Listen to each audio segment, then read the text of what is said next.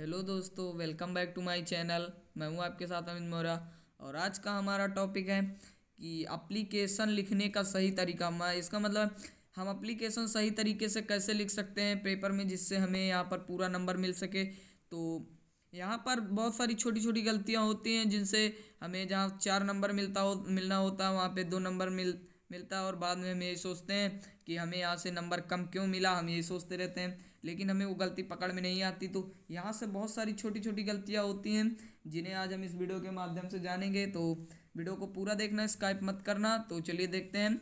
सबसे पहले मैंने यहाँ पर एक एप्लीकेशन लिख लिया है, मैं आपको भी दिखा देता हूँ। मैंने यहाँ से नीचे तक पूरा एप्लीकेशन यहाँ से लिख लिया है। तो इसी में मैंने एप्लीकेशन वही लिखा है जो आप लिखते हैं या आपने लिखा होगा, किताबों में देखा होगा।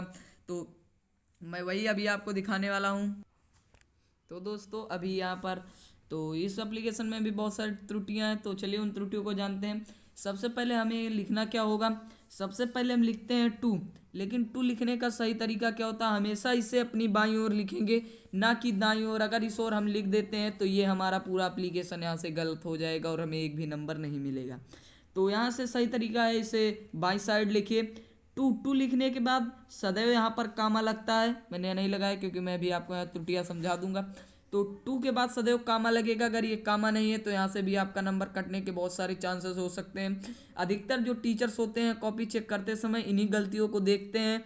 वो आपका एप्लीकेशन बहुत ही कम पढ़ते हैं, बस इन्हीं गलतियों को देख लिया और अगर आपको ठीक ठाक नंबर रहा तो आपको नंबर देंगे, सही नहीं तो फिर कुछ नंबर काट लेते हैं।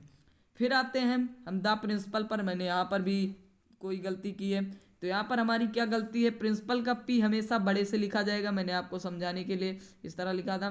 तो प्रिंसिपल का पी हमेशा बड़े से लिखा जाएगा, ना कि छोटे से। अगर प्रिंसिपल का पी छोटे से लिख देते हैं तो ये हमारा यहाँ से भी गलत हो जाएगा। प्रिंसिपल के बाद कॉमा लगेगा। फिर यहाँ से जो हम अपने विद्यालय का नाम लिखेंगे, जैसे मेरे विद्यालय का नाम SBM इंटर कॉलेज है, तो मैं यहाँ से भी कॉमा लगेगा यहाँ पर भी।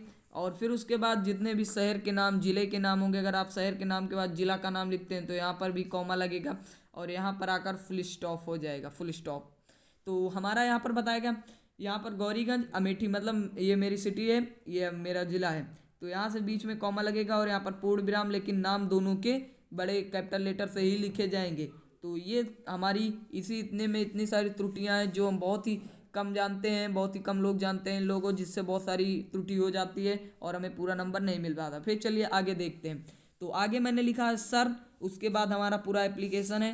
तो यहाँ से सर हमेशा बड़े से लिखा जाएगा और यहाँ से हमारी त्रुटि ये है कि सर के बाद भी हमें कॉमा लगाना पड़ेगा।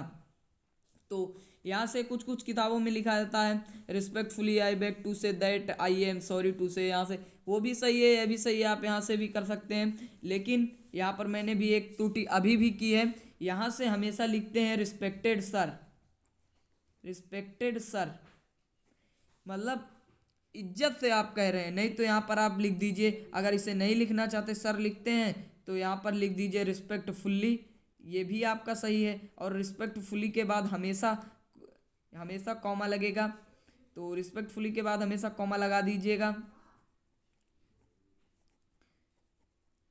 रिस्पेक्टफुली के बाद कॉमा लगा, फिर I am sorry to say that I am ill with the typhoid है, फिर वगैरह वगैरह। हम पूरा अपना एप्लीकेशन लिख लेते हैं। Complete rest, kindly grant me leave of absence from the college from 3 October to 5 October. फिर हमें लास्ट में क्या करना होगा, तो दोस्तों यहाँ पर हमें लिखना होगा थैंकिंग यू। ये आप नहीं, कोई दिक्कत नहीं है, ये तो ऑप्शनल हमारा है, लिख सकते हैं, कोई भी दिक्कत नहीं है। तो यहाँ से थैंकिंग यू लिख दीजिए, या योर ओबिडेंटली जो लिखा जाता है, तो वहाँ से भी आप लिख सकते हैं।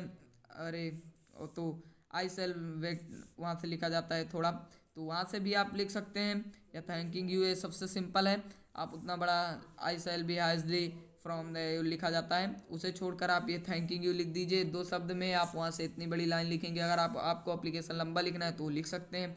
फिर हमें उसके बाद क्या करना होगा कि हमें यहाँ से फिर योर ओबीडियंटली में हमें क्या करना होगा, हमें यहाँ पर ये ध्यान दिया जाता है ओबीडियंटली की स्पेलिंग। ओबीडियंटली की स्पेलिंग मैं मानता हूँ कि 100% में से 90% बच्चे यहाँ पर गलत करते हैं और जिनसे उनका नंबर कट जाता है। तो हमारा यहाँ से सही स्पेलिंग यही है तो आप यहाँ से सही स्पेलिंग देख लीजिए और इसे अच्छी तरह से रट लीजिए, क्योंकि ये पेपर में पूछा जाएगा। तो आप यहाँ से भी गलती कर सकते हैं, और ये बहुत सारे बच्चे इसे गलती कर जाते हैं, जिससे उनका नंबर कट जाता है और उन्हें ये भी नहीं पता चलता कि हमारा नंबर कटा तो कटा कहाँ से।